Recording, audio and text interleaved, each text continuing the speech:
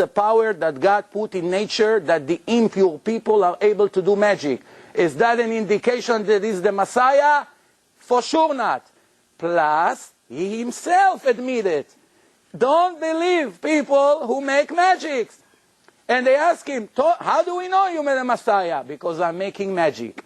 Is God making such mistakes, such contradiction? I'm sure that is not. The next question is, could you email me these questions? I am. No, you don't need it. You're going to have a recording. We're going to give you a recording. I have to be able to answer these questions. You want a good answer, right? Whatever you can, whatever you can answer right now, you have the time to do it. Whatever you cannot answer right now, you won't cut me off. Give us one answer. No, wait. I didn't finish. Believe me, I got to put some of the... Oops, I'm sorry. Okay, the next question. I got to bring these questions out because I don't have a problem sitting here and listening to your answer. Don't get me wrong. I have the time. And even if the crowd will leave, I'm going to still stay here to listen because I am seeking for the truth.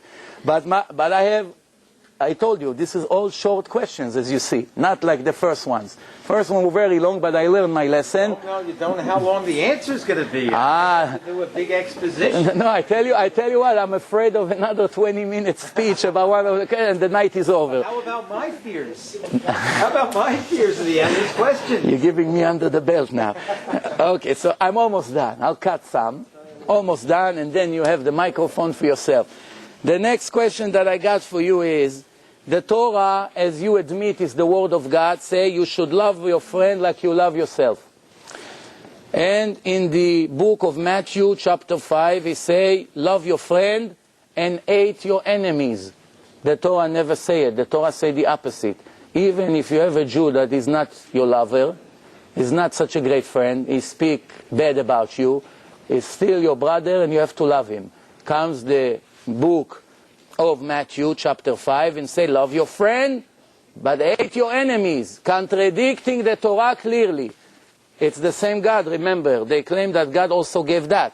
Comes the Torah and say, you should love your God with all your heart and all your soul and all your money. Meodecha. May I respond?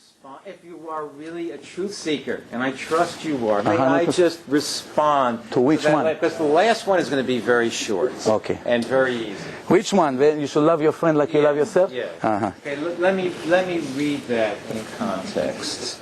As you probably know already about me, context is very important. Without context, we can't arrive at any meaning. Yeah. And so Jesus says, you have heard that it was said, you shall love your neighbor and hate your enemy. But I say to you, love your enemies and pray for those who persecute you. You see, what Jesus is arguing against... the words for me. What Jesus is arguing against is not Tanakh. He never spoke against Tanakh, but simply to say he would fulfill it. What he is arguing against there is the misrepresentation of Tanakh. Because you're perfectly right. Nowhere in Tanakh does it say, hate your enemies. Okay, thank you. So now, it was my next thing to you to say is that the New Testament says, if a person hits you on one side, he slap you on your face, give him the other side. That's what it says. Give him the other side. The Torah comes and says, if a person attack you, you have the right to attack him first. Right? Everybody understand that? So it contradicts. Can I respond to that? Yes. Okay. Jesus often talked in hyperbolic language. That's figurative, metaphorical language. And so often he would say, if your eye causes you to sin, pluck it out. If your hand causes you to sin, cut it off. It's better to enter heaven without one of your hands than to go into hell. Now, what he is saying when he uses metaphorical language, and let me just apply that to what Yosef is saying. Let me read that to you from Matthew 5 again. He says, you have heard that it was said, an eye for an eye, tooth for tooth. Again, he's not talking against Torah, but he's talking against the misuse of Torah. Because what people would do is, they'd say, oh, The Bible says an eye for an eye, a tooth for a tooth. You hurt me, and you punched me, I'm going to punch you back. Jesus is saying no. Jesus understood correctly that that is not a principle that we as individuals exercise, an eye for an eye, a tooth for a tooth. In no place in the Bible does it talk about revenge. That was a principle for governments to exercise. So what he was saying when he said turn the other cheek, he was saying rather than take revenge, what he meant was rather than take revenge, it's better to allow yourself to get hurt. Without talking against, of course they take it to the courts. That's the contradiction. The Torah does not allow a person to invite another person to attack him. For instance, the Torah says if a person comes to attack you, you don't stand there and let him kill you. You misunderstood. Or maybe. Possible. Go ahead. No, what Jesus is saying is, no, he's not saying let this person attack you first. Turning the other cheek and getting slapped in the cheek didn't really represent a physical assault. That was another way of saying if somebody verbally abuses you, take away your honor, it's better rather to endure that than to seek revenge. I see. Okay, so I accept what you just say, but allow me then in that case to ask you this question. If a person sue you in court to take your jacket, your kilt, whatever you want to call it, kutonet, give him your coat also. The Torah say if a thief stole from you $100, what's the punishment for that thief in court? He has to pay double. It's in the text of the written Torah. Ganav meshalem kefel. A thief pay double. Comes the New Testament and say, not only that you agree with him illegally taking your jacket, give him also your coat. That means be a complete fool. Let the people come and take you. Now tell me please, if I'm gonna come, wait, if I'll come to you or to the priest in your church and steal or take or sue him in court for his jacket knowing it's his jacket, do you know one priest in history that kept the word of Jesus and gave his coat? I'm looking for this guy. Please find him. Again, Jesus had utmost respect for Torah law. Let me just answer. Okay. He had utmost respect for the law of the Torah and didn't teach in any way to denigrate the government and the civil authorities. Not at all. But what he's saying, again, this is the context of not taking revenge. And he's saying, rather than taking revenge, allow yourself, if the court is going to be unjust to you, it's better to suffer injustice than to take the law into your own hand and seek revenge. It says to sue you in court. Tovea otcha ladin means take you to court, not by violence forcing you to give him his jacket. This is the words. Suing you in front of the judges. Come, don't let him take away your jacket, knowing it's yours. Give him your coat also. What would you say about the next one? If a person force you to walk with him 1 mile, walk with him 2 miles.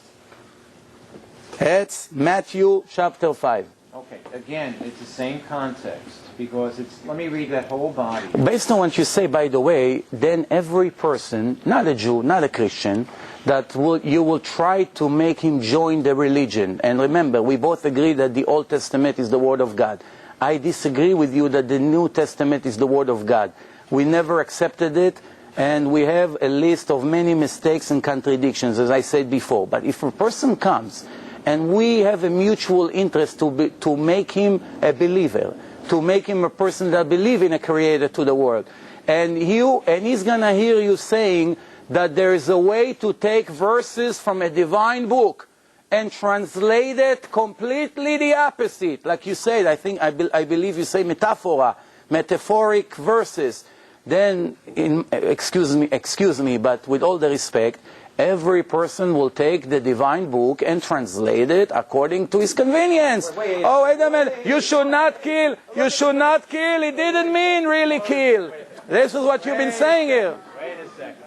We have to understand the literature, whatever we're reading, whether it's the Tefillim or the law, we have to understand it according to the way it's intended. Jesus accepted the oral Torah, remember.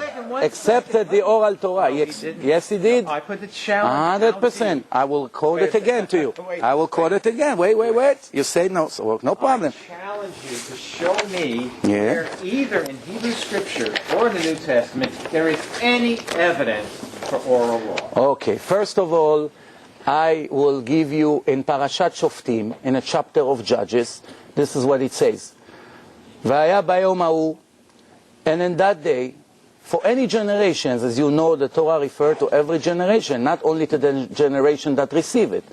So it says like this, if you have a question, and you came to the judge, or to the rabbis in your place, and you ask them what to do, everything they're going to teach you based on my Torah, you must listen to them. Do not move do not move even a bit, left or right. You must listen to everything they tell you. And right after that, skip a verse or two, and you'll see the end of these sentences. And if a person does not listen to the judges in the courts of every generation, he should be cleaned from the face of the earth, and he did not listen to the rabbis that are in charge of the Torah. Now I'm going to show you where Jesus himself agreed with that. Wait a second. Wait. But you didn't even establish that that's talking about oral law, though. It has nothing to do with oral law. Okay, tell me please, what's the meaning of the sentence, these are the Torahs and the laws and the sentences and the board of stone that I put in the hand of Moses in Mount Sinai. Torahs, plural. How? Torahs. In Hebrew, it means teaching. No, wait. Teachings. God gave Moshe many different teachings. Okay, now when Torah in Hebrew, if you be a little bit more precise, in order for me to tell people, Torah means instruction. Okay, now please, I understand what I'm trying to explain. If a person wants to refer to one Torah, which is the written Torah, he uses the word Torah. If he wants to use for plural, he will use the word Torot, and this is what the Bible says. Those ele atorot. Instructions. No, you don't. Teachings or instructions. No, not true. Not correct. That there is an oral Not correct. Not correct. Because you have to remember, unlike in English you say instructions. But in Hebrew you don't use the same verses. This is what you say. Torah include thousands of instructions in the word Torah. But Torahs mean two different kinds of instructions. Now I want to ask you a question. It's it's common sense question. You believe in the Old Testament like me, so we have an understanding on that issue, what I'm going to ask you. Comes God in front of the mountain, and you should also, I hope you agree with me, that from 80,000 religions and cults, the only religion that was given in front of millions of witnesses were the Jewish Torah. Not Christianity, not Islam, not Buddhism, and none of the 80,000 cults ever started in front of witnesses. Now, in the Torah, God comes, that will be a little long, so please bear with me. No, until now, wait, no, it's not fair. Everything now, I gave you permission to respond, and I will give you as long as you want to respond. And when you responded for 10, 20 minutes straight, I didn't say a word. So I gave you permission to finish your subject. We're going to need a time. All right, but I would like to ask you this question.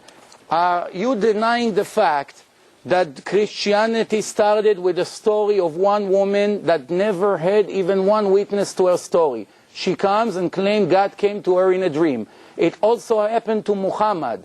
Muhammad came from the desert and he claimed that angel Gabriel gave him the Quran, which means, according to Christianity, it's possible that God will use a very strange way to come to a person in a dream or in hidden rooms and give him a book which is interested to publish to all the people in the world, but for whatever reason, he did exactly the opposite of his goal.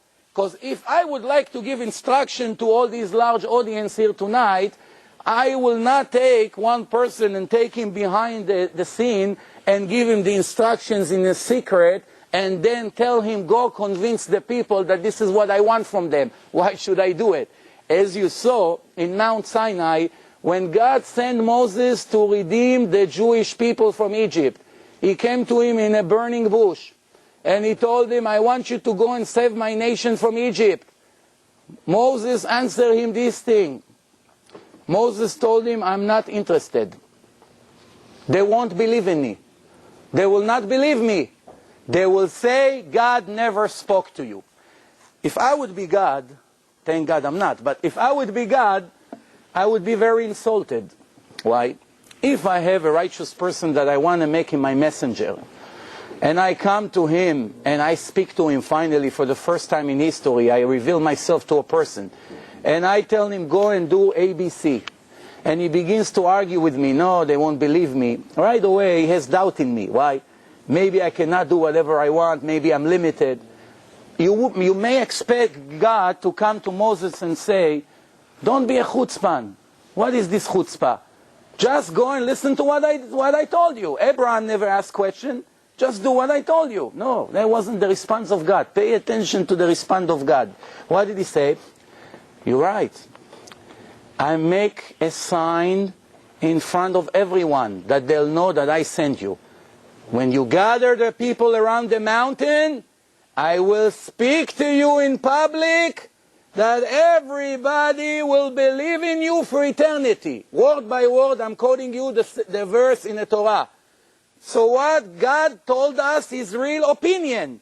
My opinion is to serve my purpose. My purpose is that my children will follow my ways. As many places in the Torah it says, I wish that the Jews will be faithful and follow my laws.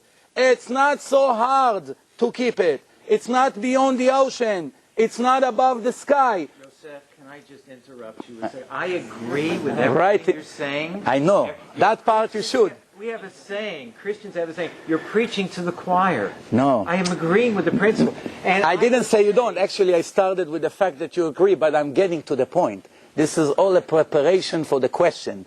And I told you in advance that it's going to be long. So you cut me in the middle. And I told you that I'm going to give you as long as you need to respond to what I say. Even longer than mine. Be asleep by then. No, they're not. They're used to me already. Every average lecture of mine is 3 hours and up. So, yeah, even though sometimes they force me out by 10 o'clock, but that's okay. Now, I mean, I'm going to make it a little bit shorter. So the point that I'm trying to make is like this. God already told us that when He gives religion, He is not interested to give it to a person in a secret. It's going to defeat the purpose, not help the purpose.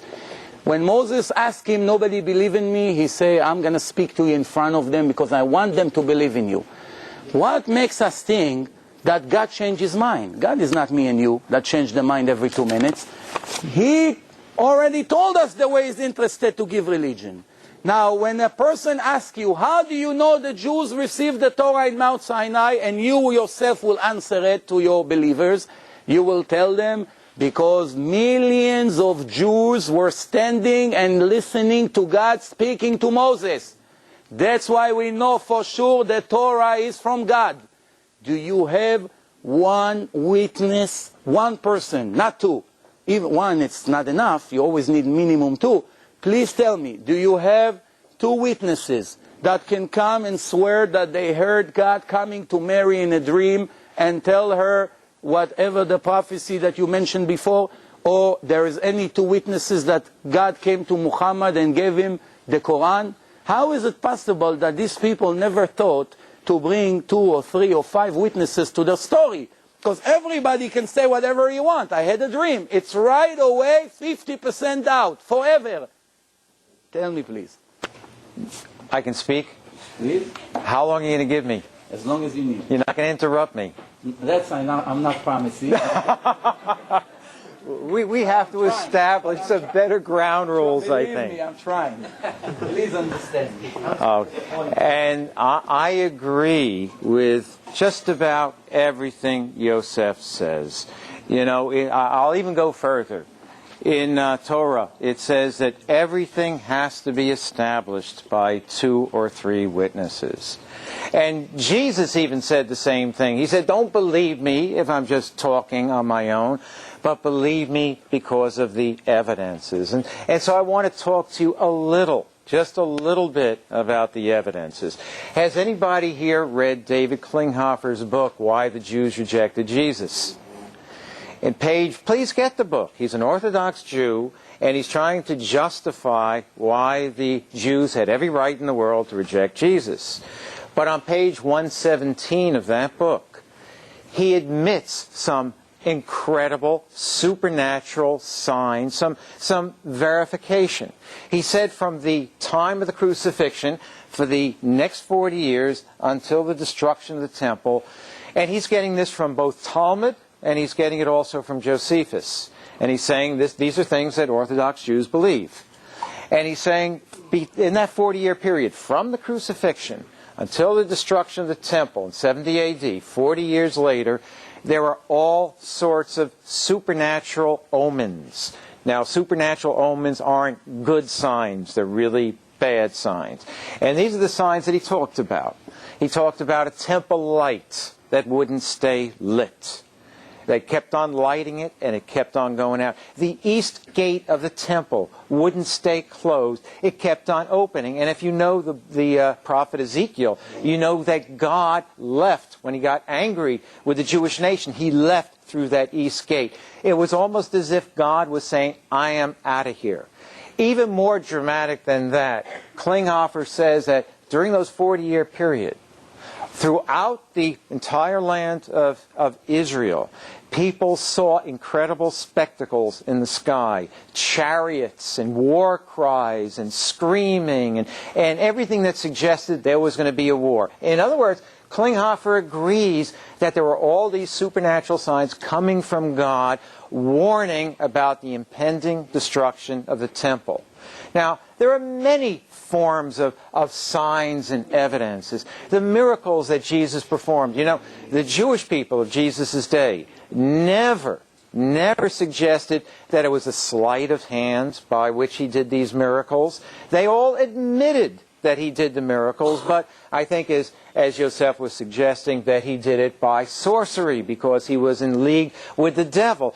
But if you'll read the New Testament accounts of the trial, they never brought that up against him as a charge.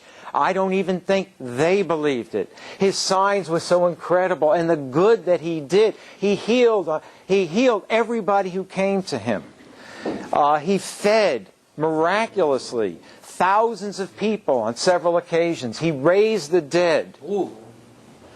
The Jewish people never took issue with that. They never claimed that he never did what the New Testament said he did.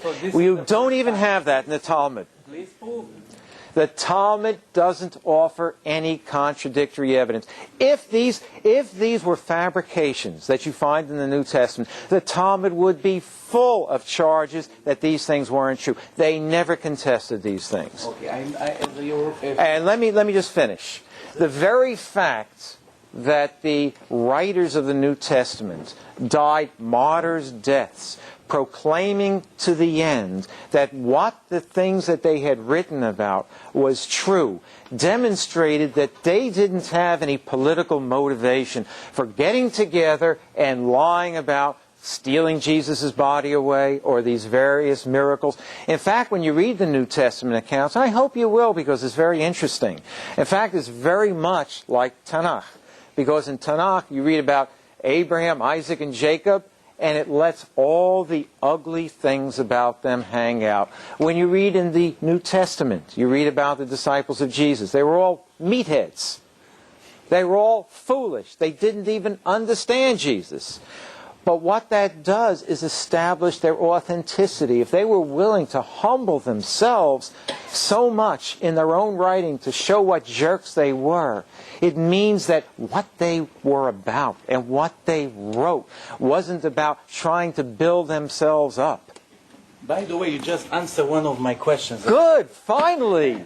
And I tell you what, I'll be so happy. Because I tell You know you, what? I I tell got you, something. please, I got something in here. Make sure our guests drinking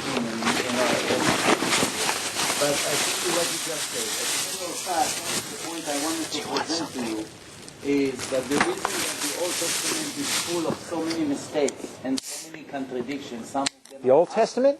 the New Testament is full of so many contradictions and so many mistakes is because the followers of Jesus, as you just said, were complete ignorant Jews. And he described his students who do not know Aleph Bet.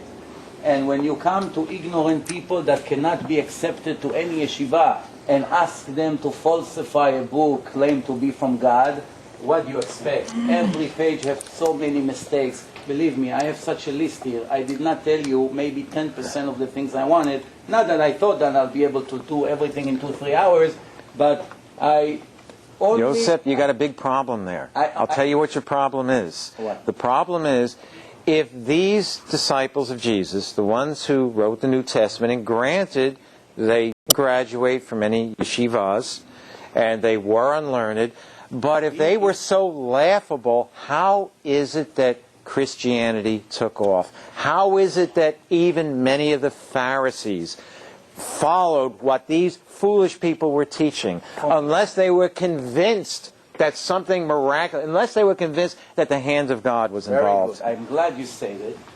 And from your words, I'm going to prove to you that Judaism is the only valid religion. From what you just said. When I come to a crowd and I try to convince them to be my students, and I start to gathering all the homeless people of the street, as he did, as you know, those ignorant that do not know anything anyway, and gather them to be students and have himself a cult. When I come, and this is my goal, what kind of religion I'll design to these people? An easy religion to practice that everybody will jump and say, hey, we with you, 100%, everything is allowed. Or I will design a religion that is so complicated, so difficult to keep. What will be an easier job for me? To come and tell them, for instance, one of the times the student told him, you told us that we're not allowed to violate any rules of the Torah. So how come you eat bread without washing your hands, without netilat yadayim? They asked him, those ignorant challenged him. So he said, he started to curse the rabbis. But in another page, as I mentioned before, he told his students, make sure you follow the instructions of the servants of Moshe, the sages, because they have it from generation to generation. So now, you just say that you must listen to the rabbis. Those are the ones who keep the Torah of Moses alive. And when the student asks you why you yourself don't listen to them, he started to curse them. Or when he told them that they're not allowed to violate the rules of the Sabbath, the next day student came and they wanted to cut wheat on the Sabbath. And he started to see that they're getting angry at him. So he told them, I allow you today to cut weeds. Why? I am the master of the Sabbath. Come on. You just say in the book of Matthew, as I mentioned before, no one is allowed to contradict one little law.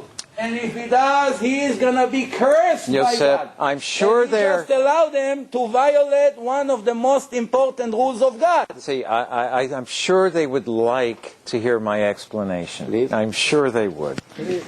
You're cutting me in a nice way, I surrender.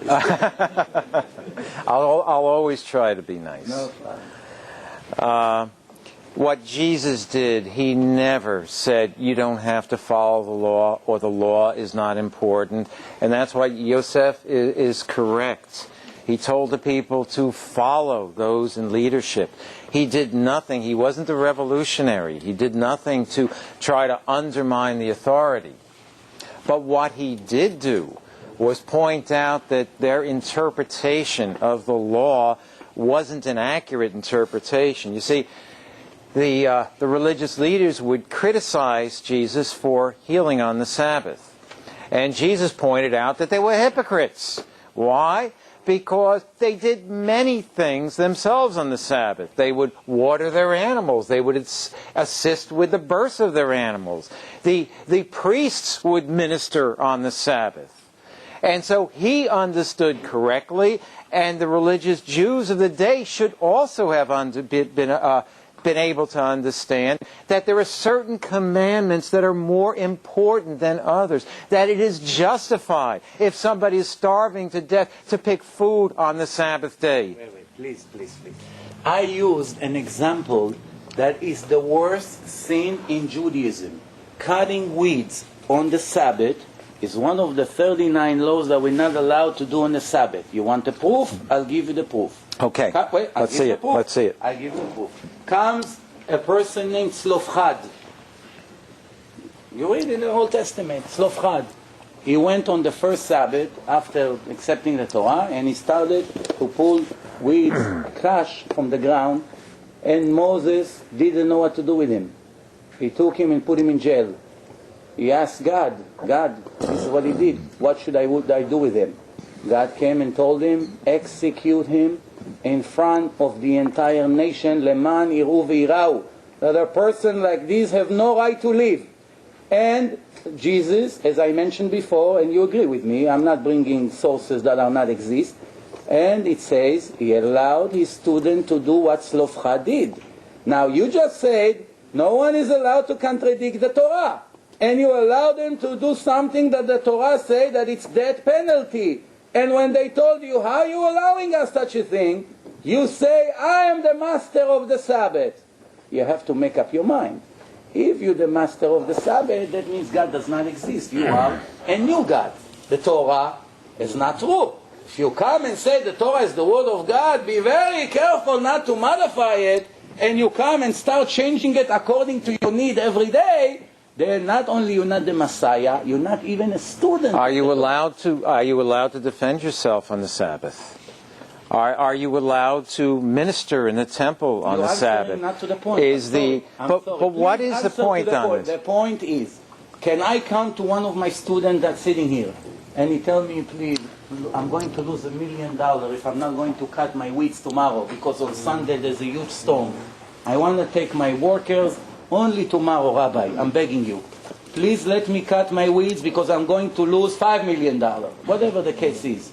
Do you know in history, before Jesus, after Jesus, any rabbi that kept what Jesus suggested, not to move an inch from the Torah, that will have the guts to come and tell a student you're allowed to cut the weeds on the Sabbath?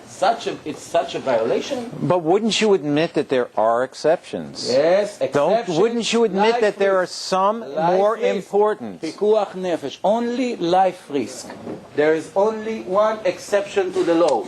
If a person is in a life threat, such as pregnant woman, she may get into problems, complications, or a person needs a hospital, we are the Jews driving on a Sabbath, or if we need to light fire to save the life of a Jew, even if we're not sure he has high fever, just there's a 1% chance that a person is going to die, comes the Torah and say, the laws were given for us to live, thanks to them, not to die. How about circumcising a child on the 8th day and violating the Sabbath? Okay. Which comes first? Comes the Torah in a clear sentence and told us that we are allowed to do it on the 7th day. And if you know, in the chapter 19 of the Talmud, the Mishnah, Perek 19, the Rabbi Eliezer, asking this question, and has about 2 pages with proofs and verses from the Torah. How do we know that we're allowed to circumcise the baby in the 8 days? And you asked before about the oral laws, and maybe that's the time for me to respond to your question.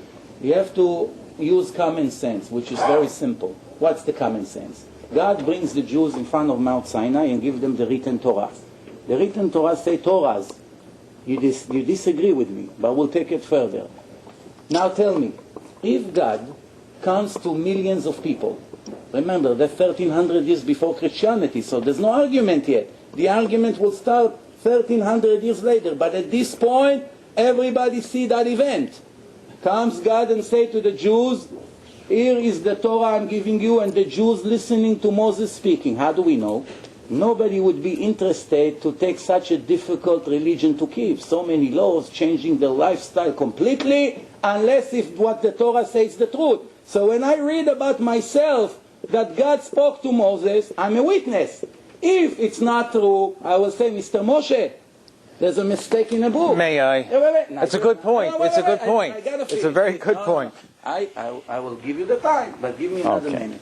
Comes the Torah to Moshe and say, come one Jew and say to the crowd, excuse me, ladies and gentlemen, anybody heard here God speaking to Moses and giving him authority to be the leader? Please raise his hand.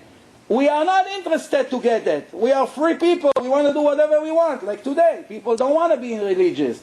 What made millions of people all of a sudden became 100% strict and follow the rules? The fact that they heard God. Now, you may come and say, well, how do we know about the oral laws? Very simple.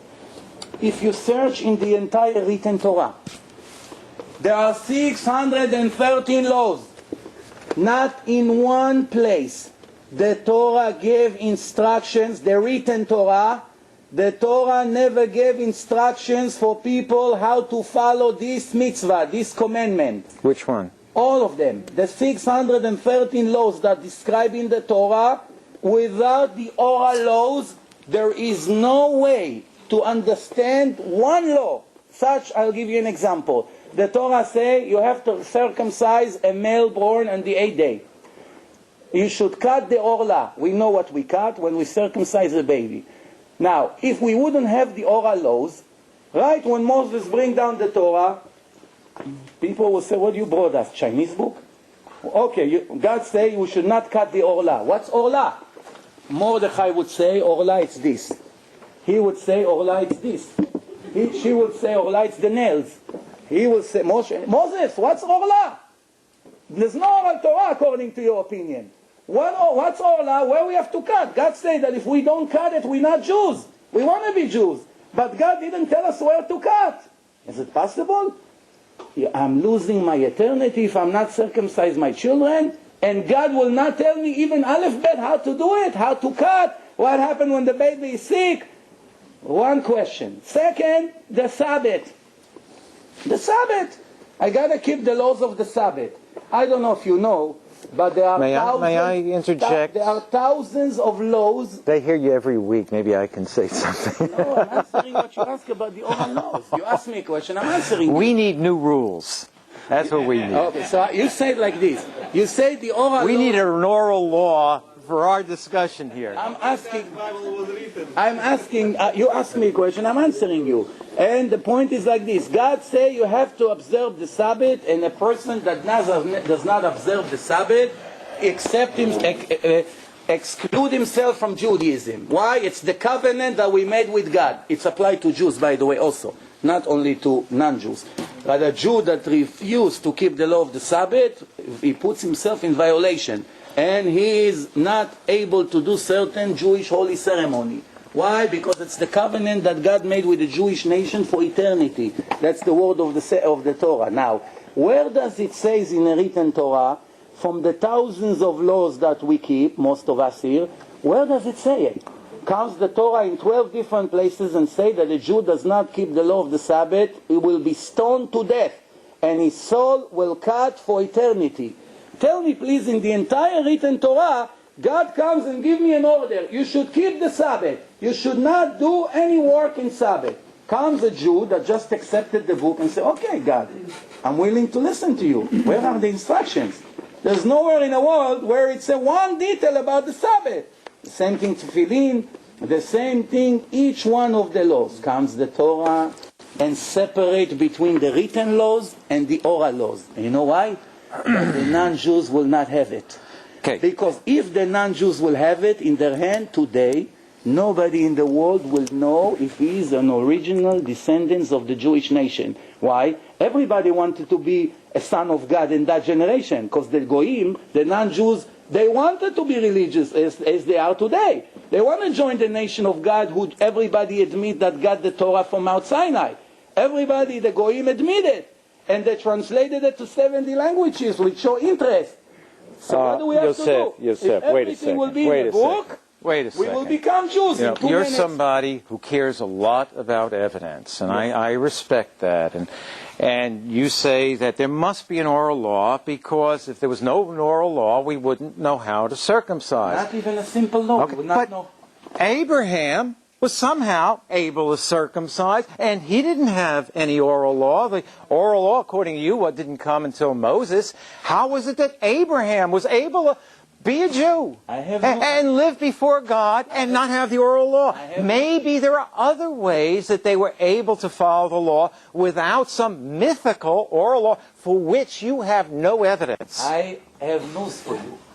There is a sentence in the Torah that says that I loved Abraham because he kept my Torahs, again, plural, written and the oral, and the laws and everything. עקב אשר שמר אברהם את תורותיי, מצוותיי וחוקותיי. Abraham kept all my laws. Comes the oral Torah and ask your question. The oral Torah say how... Just prove my point. No, the opposite. I'll tell you how you prove my point. When you said that Abraham kept my Torahs, that proves the point that Torahs are instructions or laws and not two separate bodies, because according to Jewish tradition, there was no oral law until Moses. Who gave Abraham all the instructions, what to do and how to do, before the Torah was published? And I want to get your attention to one thing that the Torah says, that before the world was created, 974 generations before the Torah was ready, before the physical world was created. And before everything here started, the divine Torah was already existed. Now, if you know about Noah after the flood... I need some evidence on that. Okay, no problem. If Noah, after the flood, when he came out of the ark, how did he know how to tell the difference between pure animals and not pure animals? The oral Torah answer, because God gave the main people from the time of Adam. Every person that the Torah highlight had all the laws of the Torah for him and all his followers until it was published in front of millions of people. And by the way, you should know that even the Sabbath was given a little bit before Mount Sinai. And now, you have to also remember one thing. If a person wanted to keep the laws of the written Torah, every Jew will do it completely different than the other. Now, you know that the Jews were living in exile for more than 2,000 years until about 60 years ago they started to gather in Israel. You also know there were no internet, no telephones, no communication, and the Jews were spread all over the world with no communication. Now, you also know that when the Yemenites, for instance, way before the destruction of the temple, they went to Yemen. And the Jews were spread all over the world, and they gathered to Israel, as I said, just before Israel became a state. Each one of them brought with him, with his family, thousands of oral laws that did not change a bit. Circumcision in Yemen was the same one in Poland. And the same thing the Torah. The Jewish Torah have 304,805 letters, much longer than the New Testament, much longer than the Quran. If you go to every synagogue in the world, you tell the rabbi to open the Torah. The Torah is the same Torah. Everywhere you go, you see the same Torah. However, when you want to open up Quran in Kuwait and Quran in Saudi Arabia, and Quran in Israel, it's not the same Quran. There are many differences. Same thing the New Testament, as I mentioned to you before. 150,000 differences on the text. Very simple. I'm confused about that. What are you referring to when you say 150,000 different... I'll explain. If I brought the original book now, and there we have, Baruch Hashem, a lot of people here, and each one of them had to take a feather and copy even only 100,000 letters. That's all. Each one has to copy. Now remember, there's no printing machine. So I have to see it from morning to night and write a page, 2 pages. It takes between 1 to 2 years to write a Sefer Torah. So now, if a person does it, what are the chances that a person will write manually 100,000 letters. Remember, the Torah it's tripled in that, 300,405 letters. But I want to just ask you as an intelligent question. A person write 100,000 letters. Is it possible that he will make 100, 300, 500 mistake, a tenth of a percent? You know what? Let's go to the minimum. One letter out of 100,000, it's very normal that a person made a mistake, especially in the Hebrew letters. Why? The Hebrew letters are very similar. The Yud and the Vav, it's exactly the same. The difference is one little dot. If the ink spread by a bit, the letter changed. So now, when the people copy it manually, in time when there is no electric, and they did everything manually, the battery died. Okay, so that gives me more permission to talk now. See? We don't want to give you any more permission. You do very well without extra permission. Thank you very much for the compliment. but Reuven, you were doing it too fast. I'll take care of you later. But the point was that a person make at least one mistake. He make one mistake in the letter Dalet. He made one mistake in the letter Resh. He made one mistake in the letter Lamed. He made one mistake in the letter Hey. He made it Chet. It's very similar letters. Now, between him and him, there's already 4 differences. And now, when everybody copied from the original text with only one letter mistake, now we have, 100, 200 people. There's already 200 different texts. Multiply by 2,000 years. What do you get? Okay.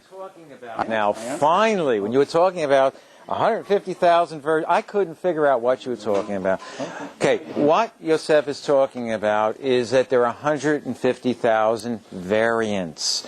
When you look at textual variants, you see there are over 5,500 ancient Greek manuscripts. And what textual critics have done is to record every variation among these 5,500 texts. And so if you add up all those variations from all those different texts, you come up with something like 150,000. Yosef is correct. But let me just point out, if you divide it by 5,500 to get an idea of the average number of variants per text, you're not talking about that many. And when you recognize you're just talking about a letter, one letter out of a word, what you come down with, even though you might have those variants, is you come down with a text where there's really no question about the text, because we're just talking about little spelling mistakes for the most part. Spelling that change the meaning of the words in many places. But you see, if we have 5,500, but it's if we have 5,500, the book is not but divine you see, anymore. even if, well, we don't claim that the copies that were made of the originals are divine, but we do claim that originally, the same way with Tanakh, that originally it was all inspired by God. It was all without error. That's the same thing that we claim. And I would agree with you about those number of errors. But if you're talking about the many different words, and I can't tell you how many different words there are in the New Testament, and you're looking at all those different letters, you're really not talking about a whole lot at all when you're talking about 5,500 texts. In fact, the vast majority of textual critics acknowledge that even with these variations, it doesn't change the meaning of the text in any palpable way. Not according to my sources. According to my sources, and I check the sources in Christian sources. Christians wrote, criticals of the New Testament, not Jews. Because if I will bring you from the rabbis, you say, oh, the rabbis wrote what's good for them. And if you want, I will supply you with those sources. Those 150,000 spelling mistakes, as you call them, change in many places names and dates and complete things from the actual story. Now, if we have one diamond that's worth $100 million, and it's 5-carat, 10-carat diamond, and that's an original one, each one of the people here took out of his pocket one diamond and threw it at me, and my original diamond fell and got mixed with all of them. And they're all an exact copy of the original one, but they're all Russian fake diamonds. It's very hard to tell the difference, if you know what I mean. Even experts sometimes cannot get fooled by it. Now, it's a fact that one of them is an original diamond. It's worth fortune. Since it got mixed with 150,000 diamonds, even if one of them was really given by God, it's worthless because it got lost. Go find it now. So that's what I'm trying to... Wait. But you're not letting me finish. I'm just about to finish. You cut me. One more sentence. The point is like this. If a book is divine, just that you know, in Torah, if you take a Sefer Torah, when you take it out, everyone rise. If it falls on the floor, people are fasting. We give a lot of respect. It's the book of God. And I'm sure you would rise also as respect to God as giving the Old Testament. But if one letter is missing, it lost all its holiness. If I take a Torah from here and put it in a suitcase and send it with El Al to Israel, believe me, you lost all your friends. Threw the Torah, they threw it in the luggage. But if I had missing letters in it, it lost its value. Why? If it's divine, it must be perfect. If it's 99.9, it's not divine. It's human. Find me the original New Testament. Can you point to that? None of us have the original manuscript. We don't have the original Mosaic manuscript. Sure we do. No, we don't. Sure we do. The oldest text that we have are the Dead Sea Scrolls. We do not have anything older than the Incorrect. Not true. Incorrect. Well, I can point out a lot of rabbinic scholars who would challenge you on that, and not only challenge you, but they would also say Moses didn't even exist, let alone write it. Now that doesn't mean, now of course I don't go along with that, but just because you can come up with critics, and Yosef mentioned New Testament critics who take issue with the New Testament, you can find Old Testament critics who take issue with the Old Testament and where it came from. Right. Now, if a person will walk into the room and give you this book, and you hold the book, and he just told you, I received it from God. And you say, how do I know it's from God? He tells, I give you a week to test.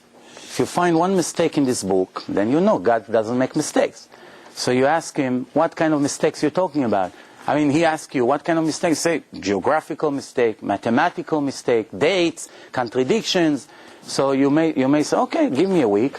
I'll check it carefully. You open it in the first page, and you find the Twin Towers collapsed in Brooklyn. You have beautiful stories. God just gave him the book, he claimed. And you see, the Twin Towers just collapsed. They give you a date. Maybe the date is correct, whatever. It's irrelevant right now. It collapsed in Brooklyn. You, as an intelligent person, and I'm sure you are, I saw it.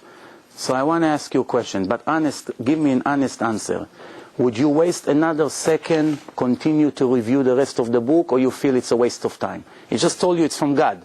And inside it said the Twin Towers collapsed in Brooklyn. Please answer this. Would you waste a minute after that, or you go to more valuable things to do? Shh. You want my answer? An honest answer, please. And you won't cut me off. No, I'm waiting. If I found, I have to admit, if I found in the New Testament that there were contradictions that couldn't be explained, say, from copyist errors or something of that matter, it would seriously undermine my belief in the New Testament. But let me just add this, that I acknowledge, huh? You were afraid I would add something. No, in America there's always a but. But that's, things are nuanced. You need buts. That's why they put that in the language. Buts are important. Take the time for your but. Kadila, let's go. But what if I find such incredible wisdom in the New Testament? What if, through a relationship with Christ, I find that through this relationship and through His wisdom, I'm miraculously changed? What if? Wait, let me. You said you wouldn't. Wait a second. You said you wouldn't interrupt me. Let me finish. Let me finish. I've been This person, he doesn't know. I mean, we're talking somebody right now came from the street. Please. Must I follow your rules exactly? Do I have not a little bit of room to answer it the way that I can? Give you permission to follow. Go. You see, one reason, and I appreciate the fact that Yosef talks about evidence. Thank you. And reasons to believe. I really appreciate the fact that he wants to base his faith on solid ground. I do too. And there are many reasons that I believe in the New Testament. One reason I believe in the New Testament is a personal reason. The reason I came to Christ is that Christ changed my life. I was a crazy, mixed-up kid. I saw 5 PhD psychologists or psychiatrists, and they were all highly recommended, and each one of them left me worse off than I was before. I have been following Christ now for 31 years, and it's only been getting better. And the more I study the Word, and also the Old Testament too, the more I study that, the more I see such wonders in wisdom and understanding. Wisdom that can only come from a divine source. You know that does somebody have questions? Because you're probably getting bored just listening to the two of us. Anybody here is bored? No. Now, wait. You know that what you just said, it's not a scientific proof, because Muslims can swear that Quran makes their life so much better, and Hindus and all other cults. So that's really not an indication that shows that religion is true. But going back to my question that I asked you, thank you for your honest answer. So obviously a normal human being with common sense, not a genius, a normal human being, you don't have to be extra smart. If a person will claim that this book is from God, and I opened it and I saw in one page that the Twin Towers collapsed in Brooklyn, I tell him, my friend, I gave you your chance, you lost it. You blew it. Thank you very much, I'm a busy person. Fair? I gave him the chance. I took a week, I reviewed the book. I got lucky. After an hour, I found that mistake. Please explain me. One question. Not a whole. I am limited in paper. Go ahead. Go ahead. Ask me one All question. right. Go ahead. No. Please. Me or you? Me. Yeah. No. Yeah. I mean. Yeah. Please explain me. How does it say in the New Testament that the cave of Abraham, Isaac, and Jacob is in the city of Nablus, when every person in the world that knows a little bit Israel and knew Israel for the past generations know that the cave of Abraham, Isaac, and Jacob is in the city of Hebron? How can it be such mistake in a divine book? God, yes, here you go. Where is it? It says like this. In the New Testament, where is it at? So I can find it. It says here, it says Jacob was very... Where in the New Testament, though? I don't have, in this particular time, I don't have the... Go on to your next question, because I can't answer a question where I can't find the reference. No, and most of the places that I caught him, I wrote the sources. And this particular one, I don't have the source, but I will prove you that it exists. I mean, we read it. Okay. Also, well, now it's too late to get it, but I'll get it to you, maybe even today. We'll see. But no, well, maybe I'll email it to you. Okay. All right. But let's agree one thing. If I'm gonna prove to you that the New Testament says that the cave where Jacob was buried, even though the Torah says that it's in Hebron, it's in the city of Nablus. Is the argument over, or you continue to come up with new opinions and new arguments based on what you said before? I complimented you before, Yosef, because you were asking substantive questions. Yes. What this question is not as rich and as substantive as some of the others that you were asking. I really don't know what to say about that, and until you find a reference from me, I really don't know how to answer you. Okay, but I'm repeating my question. If I will find you the source and show you where it is, I have it in my house. It's just a matter of an hour. You'll have it in an email when I get home. When I get you the source and show you... Do you have the New Testament? Sure.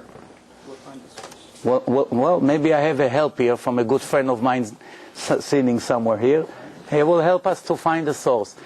I told you before we started, and I am sure you believe me, that before I say something, I check myself at least 5 times. You have to check yourself twice, but I check myself at least 5 times. So it's only a matter... Shh, no, please, concentrate on what we have here. This is the stage right here. So please, if I'm repeating my question to you, because it's a matter of moments or matter of hours. If I show you that the New Testament, which you claim God gave it, and have such a geographical mistake that it's obviously impossible that God doesn't know where the New Testament, when the cave is this the end of the argument, or we're going to have to continue to prove? That's my question to you. At first I said I wasn't going to ask you, but you make such a persuasive case for an answer. I will try to answer. Now, it's probably not going to be the type of answer you like, but I don't know if I can satisfy you on this. But the reason that we believe in something or we don't believe in something, it usually doesn't hinge on a simple little word or a simple little fact. If I find so many reasons to believe in the New Testament, if I believe in the miracles, if I believe, and I think a much more meaningful thing to pursue would be the prophecies of Jesus, about the many prophecies that show that Jesus would actually, or the Messiah would die for the sins of the people. In Isaiah 53, talks about all we like sheep have gone astray, but God laid upon him the sins of us all. And it talks about him being a burnt offering. There are many such prophecies. In fact, in Zechariah, now this has good news and this is bad news, because in Zechariah 12:10 it talks about how God is going to pour upon Israel in the end a spirit of grace and a spirit of supplication where they will call out to God. And it says about that they will look upon him whom they have pierced, and they will mourn for me. And at that time it goes on to say how a fountain of forgiveness and cleansing will be opened in the midst of Jerusalem for the Jewish people.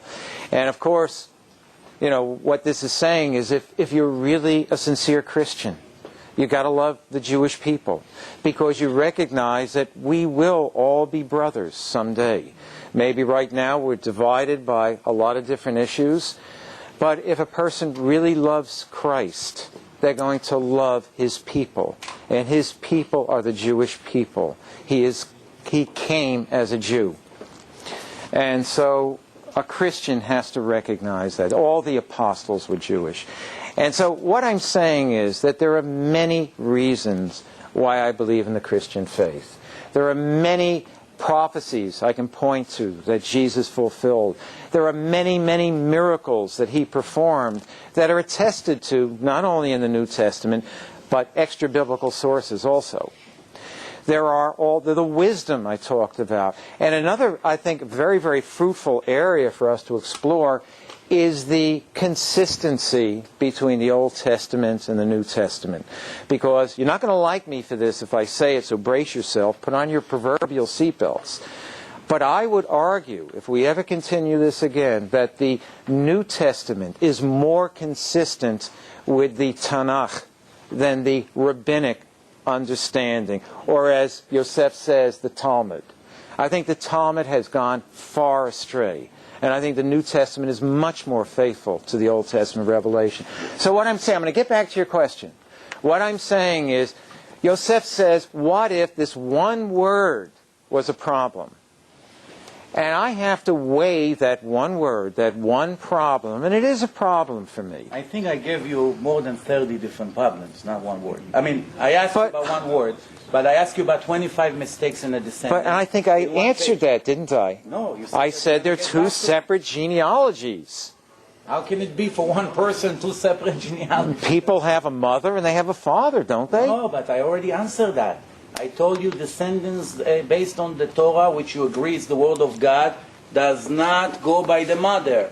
well, it may suit your purpose, but it's not proper. But this situation is unusual because here you have a genealogy from a father who is not the biological father. So to cover all bases, perhaps that is the rationale. And I don't know the rationale because the New Testament doesn't give the rationale for giving two genealogies. But perhaps that is the rationale to cover all bases. That biologically, he's a child of David, he's a descendant of David, and also through adoption, he's the son of David. Well, adoption, you know that if I'm a Kohen, which means a high priest in the Holy Temple, and I adopt a son, and that's my only son, he cannot be a Kohen.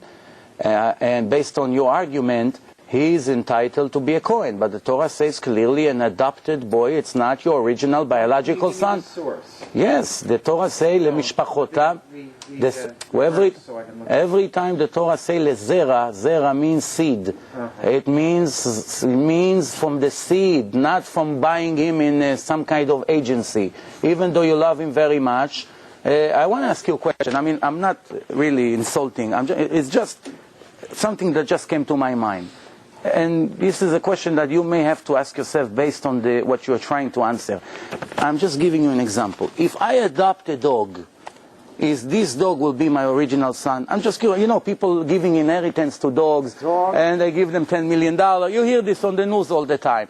Based on your argument, he's going to say that this dog is his son. He has to be a Kohen. He has to be whatever he is. If he's the mayor of New York, so this dog should inherit. I would agree with you. No. No. Thank you very much. Now, if the Torah comes and say lezera, zera means seed. Okay, you don't believe me? Open the dictionary and check. And seed means he's a biological son. And it's obvious, and there's many sources. Not always. Not always. Sometimes zera is used in a figurative sense. Can you prove? Yes. Please.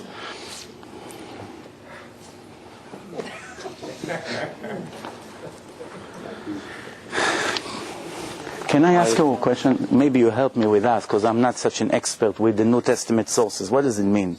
Acts. That's the book of Acts. That's New Testament. That is the book that follows the Gospel of John. Here is your sources for the cave. Jacob, please read it loud. Here is the source. You can check it.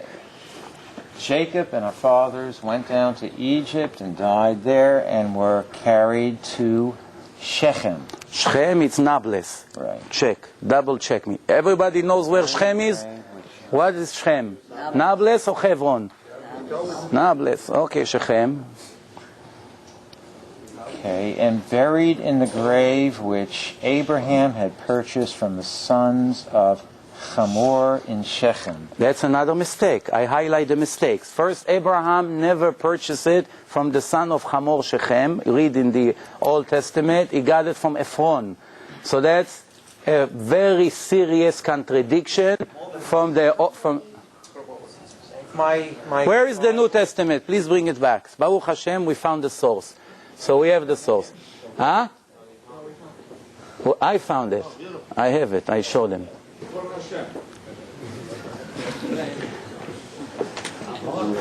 I told you it's going to take minutes. You didn't believe me. Good. You have an advantage there. Nah, it's a home court advantage. Look at the crowd. You got everything. The next thing they're going to have flags here, you know. But actually, I'm willing to. I'm actually, by the way, to make it 100% fair, I'm willing to come to your home court and argue the same things with you in front of the Christian crowd. I don't have a home court. Whatever. Well, we will make you one. So, I'll give you the sources. By the way... I'll have to look. Okay, I'll give you another thing if we already meant... Yes, please copy everything. By the way, you see that I have a full of list of contradictions, which we didn't even discuss this. But we'll leave it for another time. Because really time is running out. I want to conclude this in the next few minutes, with your permission. Please. I want to tell you... in the year 160, which is about almost 1840 years ago, there was a priest, one of the head of the Christian church. His name was Titanus. I hope in English it sounds the same. I don't know how to say it in English. but you know which one I'm referring to? Titanus? Please write it down. I mean, it's a foreign word. I mean, it was copying from English. So Titanus, and he wrote in his book that there is a serious problem with the contradictions between the 4 parts of the New Testament: John, Mark, Matthew, and Luke.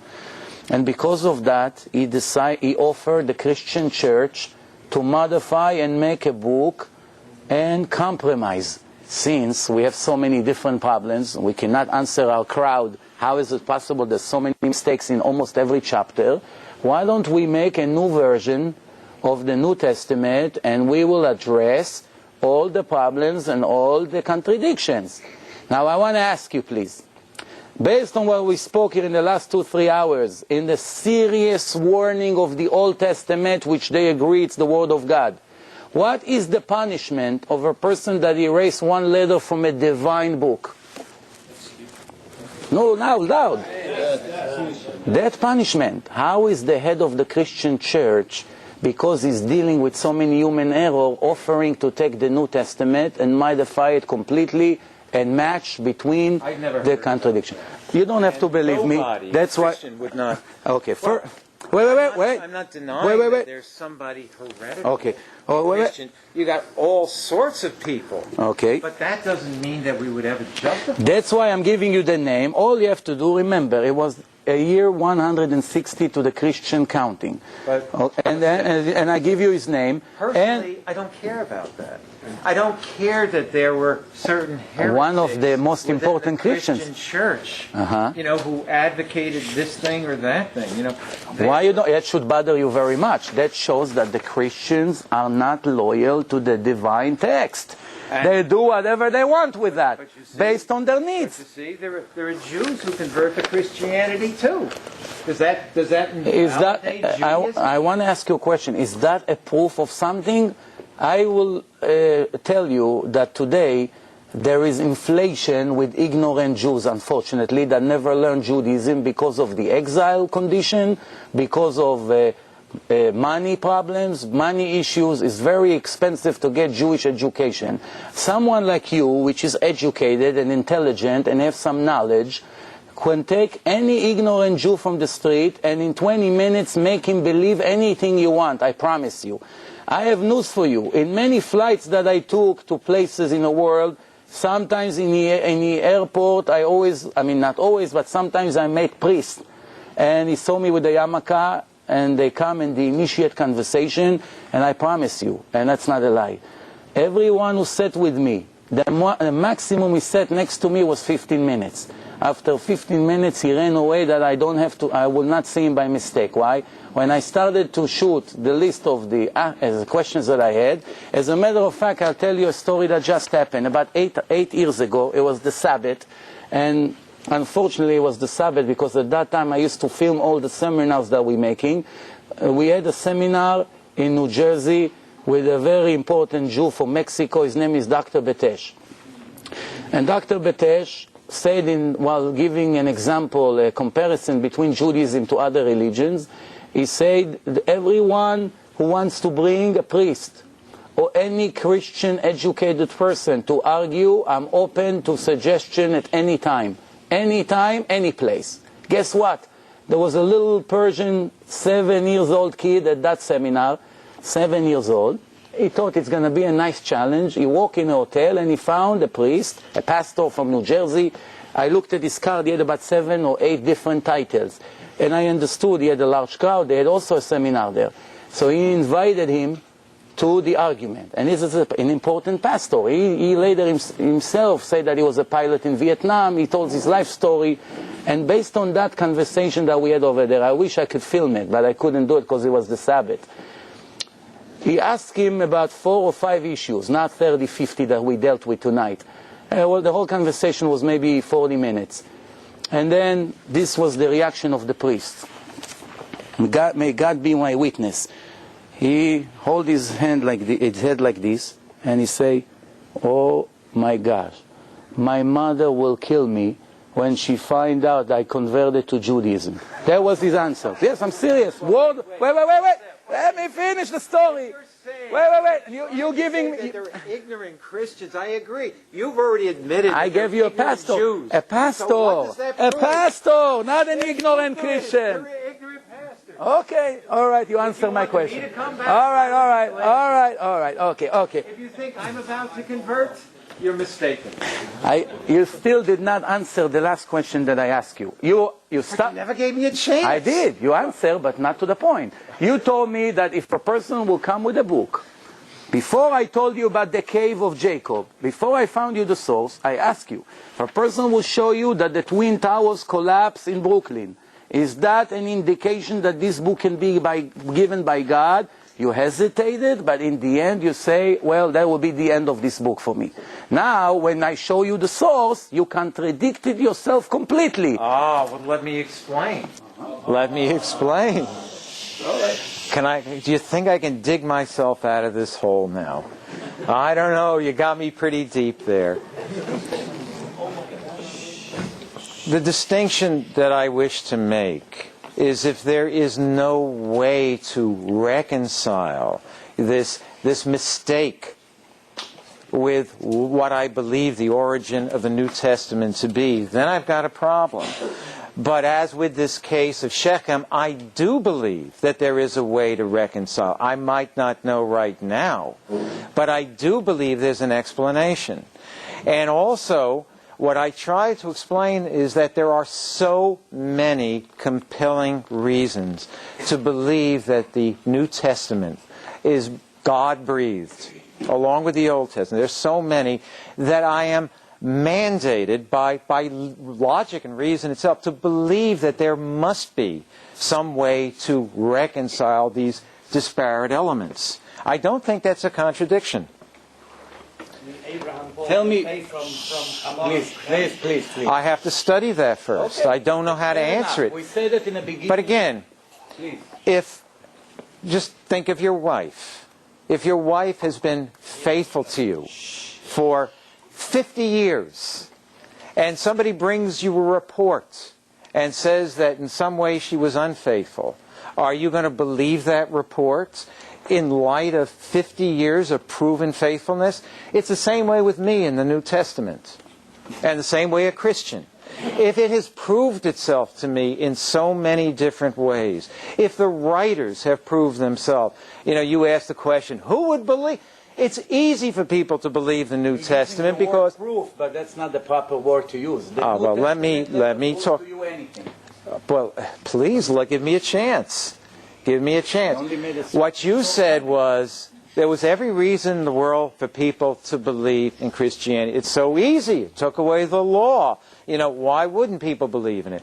But just think of the difficult things that people had to risk their lives in order to believe in the New Testament, because it was the death penalty, as you point out, to believe against people's understanding of the Old Testament. And besides that, how could anybody believe in the leader of the faith, Jesus Christ, dying on the cross, and there being any validity in that religion unless there were actual miracles that took place? Who would want to believe in somebody who was stripped naked and tortured to death? Who would want to believe in that unless there were compelling reasons? So I would assert there are many, many compelling reasons. The reasons and proofs are complete two different things. There are many, many reasons why so many people in the world doing foolish things. The fact that 60% of the youth smoke drugs or use LSD or cocaine doesn't mean that my children and your children also have to follow it, because we both agree that it's not the proper life. So using a majority, what the people does, or so many reasons why people follow one person, I have news for you. I have a list of more than 50 false messiah here. Do you want me to start and tell you the life story of each one of them? It may change you from one to the other, because they all claim what you just said. I have a list of the last 2,000 years. There's books full of false messiah, even among Judaism. That one of them, everybody was sure that he's the Messiah, and it turned that he died. And once he died, the rabbi said that was a false belief. It's impossible. You should know one thing, and I'm sure you do know, but for the crowd. The Bible says that Elijah will come 3 days before the Messiah will appear, and he will tell the entire nation to prepare for the arrival of the Messiah, and the Messiah will save the Jews from all their agony and pain. Those conditions never happened in the life of Jesus. The Jews suffer since Jesus from the Christian church more than any other nations. Tens of millions of Jews were tortured and were forced in the time of the Inquisitions, forcing them, tear them away from their land, from their family, putting taxes on them, burning them with the Torah for the last 1,000 years in the name of the New Testament, even though the New Testament promised that is the religion of love. What kind of religions of love that claim that they have the truth will bring people and police and in the basements of churches all over history, as you know, in Spain and in Portugal and in many other countries, and burn the Jews and tear their body to two halves in a wheel because they refused to accept the New Testament? I never did, even though I'm a little strict. I have a reputation that when I come and argue with a non-religious Jew and try to make him religious, not everyone can use this direct approach. No problem, I respect his opinion. But I never use a wheel to rip him to two because he doesn't want to become a Shomer Shabbos. It never occurred to me. If I have the truth, I'm going to use common sense and proof. If I don't have what to offer, I'm going to hire gangster to do the job. And that's what Muhammad did. What do you think? When he came up with the Quran, right away they started to murder people. Judaism is not a missionary religion. If any, we are opposed collecting Gentiles from the world and come adopt them into Judaism. The opposite, that's not our goal. It wasn't my intention with you and your friend here. The opposite. If you would consider it, it's your choice. Everyone has a free choice. May I respond? Please. If a Christian really knows their religion, and the simplest thing to recognize is that Jesus came as a Jew. All his apostles, all his followers were Jews. Everyone who wrote the New Testament, with perhaps the exception of Luke, were Jewish. Anybody who realizes these facts, anybody who realizes what Paul says about the Jewish people, that the gifts and the calling of God cannot be revoked, anybody who really believes would never treat Jews like that. What does that mean? Well, I have to say, one second, wait a second. Sadly, many aspects, in the name of Christ, many horrible things have been done. But please remember that Christianity, true Christianity, was hijacked for a long time. You know, within the Catholic Church, it was forbidden to translate the New Testament or the Bible itself into the vernacular, into the common language of the people. People were put to death. Christians were put to death for translating the New Testament. In other words, darkness had come over the entire Christian church establishment for long periods of time. But Christians who know their religion have to love the Jews. And so I have to apologize for those people in the name of Jesus who did what they did to the Jewish people. There is no reason for that. Okay, thank you for that. And I would like to conclude. And first of all, I thank everyone that showed up and behaved in a nice way with patience. I want to remind everyone that the reason for this debate was all intelligence. He is trying to prove their side, we're trying to prove our side. We have questions about what they claim. In my opinion, I would like to conclude my side, and then Danny will conclude his side. In my opinion, and you have the right to judge according to what you just saw, in my opinion, I presented a lot of questions, and we still have time for him to come back with 15 or 20 questions that are not solved, some of the contradictions and mistakes. If he will be able to answer them, then it will be maybe a point to re-meet again and hear the answers. But if he's not, for whatever reason, that pastor that I told you from 8 years ago, he said to Dr. Betesh, give me 3 days. You're still going to be in New York? He said, yes. In 3 days I'll get back to you. Until today, we're waiting for him. Dr. Betesh sent him or somebody that affiliate with him, send a letter to the Pope, the ex-Pope, about the question that I asked about King David descendants. If Joseph is not the father, why did you waste a whole page to describe his descendants? We sent it to the Pope. He sent it to the Pope. And the Pope send him an email back from the Vatican. The answer to your question will be given by the father of the Church of Nativity in Bethlehem. He will answer your question. Right away, it's a question why the head Christian in the world don't know to answer this question. So when he sent to the father Joseph something, I don't remember his full name, in a Church of Nativity, the answer is, dear Jewish brother, the answer to your question is in the book, The Birth of the Messiah. I'm sure you're familiar with that book, yeah? No? So he gave us a book, a name of a book. Dr. Betesh asked 5 experts to read the book and look in the entire book for the answer to this question, and there was obviously no answer, so he sent them back another email, and the father apologized, and he said, I'm sorry, I gave you the wrong source. The name is another book. And 5 other people read the new book that he gave, and the answer was not given. He thought maybe they'll leave him alone. They contact him for the 3rd time, and until today, okay, and until today, we never got back an answer from the Vatican, from the Christian Church. In my opinion, we will never get an answer to this question, because the people who wrote the New Testament made such a critical mistake. There is no way to correct it, because if it's divine, there cannot be such a human error in it. If you try to prove that she did not cheated on her fiancé and her husband, and she did not become pregnant by another person, which we have her name, the real father of Jesus, I didn't want to bring it up. I didn't want to make this conversation ugly, that's why I kept it outside. Or if you want, I'll give you the source, what's his real father's name.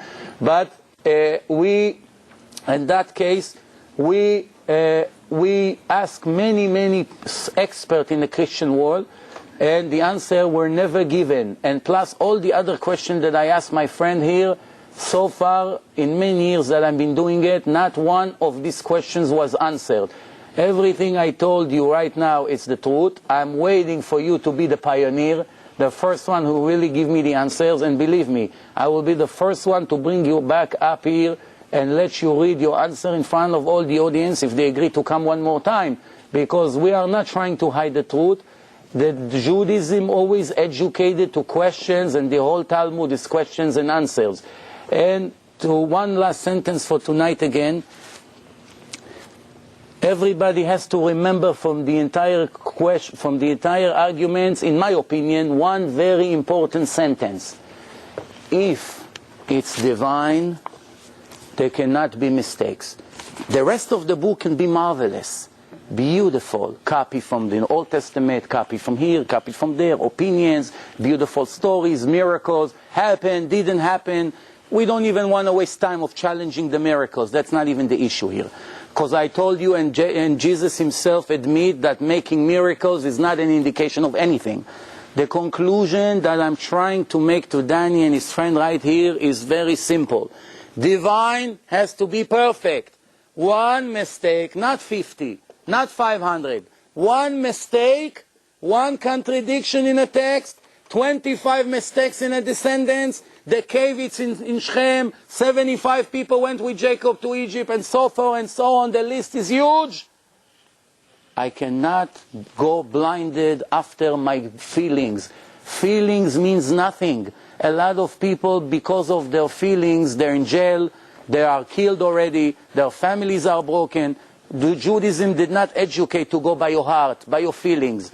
Yes, feelings is important, but when your feelings say that your cousin is stealing from your register, but is from your business, but is your cousin, you don't want to fire him. That's your feelings. But the common sense say that if you don't fire him today, you will be homeless in a year. Common sense wins over the heart. Believing means not knowing. If you believe in the New Testament, you have nothing. You prove you have answers to all the dilemmas, then you are free from any conscious problem. If you want to close your eyes and ignore all, believe me, and I promise you, if you want, I will continue to send you more and more questions for the next year. I have a lot more sources. I have books in my home that I didn't even start to bring because I knew the time will not give. It's 11:30. Take your time, please. Well, I think the questions you raise are pertinent. I don't think they're as weighty or significant as some of the others. I think there are other things that we can also look at, not to dismiss the question of contradictions. You know, there's the question of how well the New Testament fits in with the Old Testament. And is our Christian understanding more accurate, more in line with the Old Testament than the Talmudic or rabbinic interpretation of Tanakh? For instance, let me just throw out another verse for you, because from a Christian understanding, we are under the New Covenant now, that the Old Covenant has been fulfilled. And we see a lot of evidence for this in Scripture. One piece of evidence I did mention to you before was the fact that nowhere in Scripture does it mention that the Mosaic covenant is eternal. But in fact, there are many indications in Scripture where it is going to pass away. And let me just read you this one verse from Jeremiah 3:14-16. And it goes, "Return, O backsliding children, says the Lord, for I am married to you, and I will take you from one city and two from a family, and I will bring you to Zion, and I will give you shepherds according to my heart, who will feed you with knowledge and understanding. Then it shall come to pass, when you are multiplied and increased in the land, says the Lord, that they will say no more, the ark of the covenant of the Lord." And that represents the Mosaic covenant, doesn't it? "It shall not come to mind, nor shall they remember it, nor shall they visit it, nor shall it be made any more." There are many indications that the Mosaic covenant is going to be replaced by a new covenant, which is termed everlasting. And that's what you have to deal with. You have to deal with the question of, has the Messiah come?